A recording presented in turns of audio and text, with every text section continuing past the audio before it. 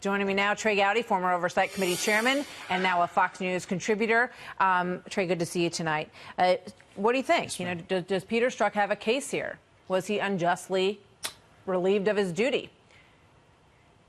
I missed the part of his lawsuit where he also filed a complaint against Bob Mueller. I mean, Mueller fired him. Remember? Comey said he would have fired him had he known about the text. Yeah. I mean, the backdrop, you've already gone through some of the text, but Martha, I mean, he said Clinton, someone who he was investigating at the time, he said Clinton should win $100 million to nothing. He belittled Trump supporters. He promised to stop the presidency. He said he had an insurance policy if that didn't fail. And the one that I keep bringing up that undercuts, impeaches his comment that he never took official action. Remember when he said he wasn't interested in joining the Russia probe because he didn't think it would result in impeachment?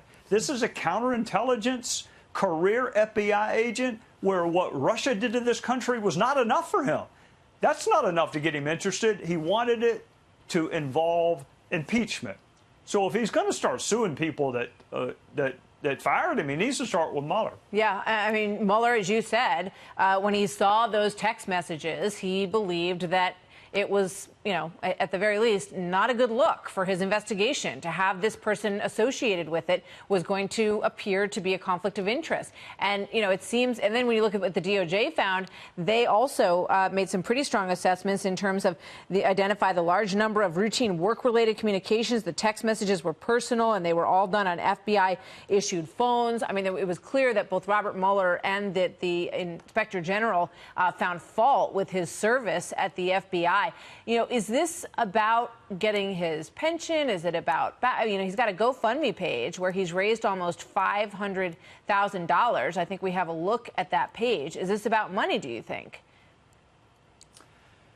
I don't know. I mean, it could be about money. I'm sure he's having a hard time getting a job. But, the challenge I have is feeling sorry for someone who brought every single bit of this on himself. I mean, bias is so insidious. Bias destroys the criminal justice system. It destroys investigations.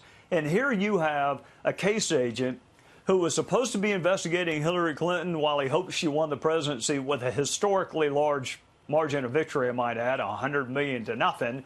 And then he initiates the probe into Trump while he's promising to stop his presidency. I don't know anyone, Republican or Democrat, who thinks that is a law enforcement officer that should be handling a school crossing, much less counterintelligence investigation. Well, he says the president went after him time and time again, that the president sort of undermined, made it so difficult for the agency not to make this decision with the, why the FBI's sick loser, Peter Strzok, working on a totally discredited Mueller team of 13 angry and conflicted Democrats. The president tweeting things like that, he believes is part of his argument that it wasn't fair.